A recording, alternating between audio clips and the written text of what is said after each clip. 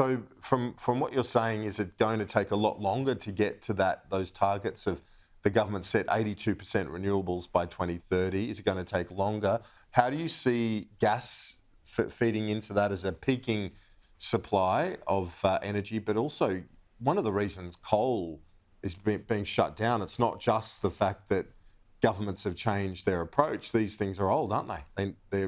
They're past their use-by date in many respects.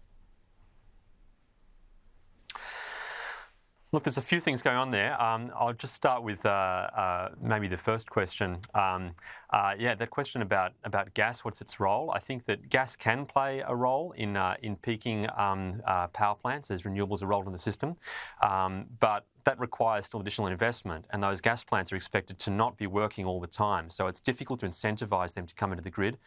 The question of coal, though, that's a really mixed bag. It's been commonly said that our coal power stations are sort of old and falling apart and no longer reliable.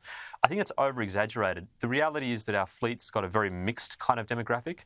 Plenty of coal plants actually have a long time to live, and if they were to live to their sort of natural and expected lives, some of those would still be going in the late 2040s up to around 2050. So it's not consistently the case that actually they're falling apart and urgently need to be replaced. The logical thing to do to maintain reliable supply would be to keep them running.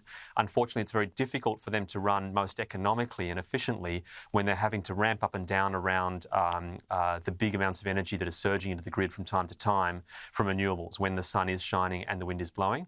So that makes it complicated operations to keep the coal running efficiently in the country, but still it has the capacity to provide reliable, firm power for us for some time to come. Director of Energy Research at the Centre for Independent Studies, Aidan Morrison. Appreciate your time. Thanks.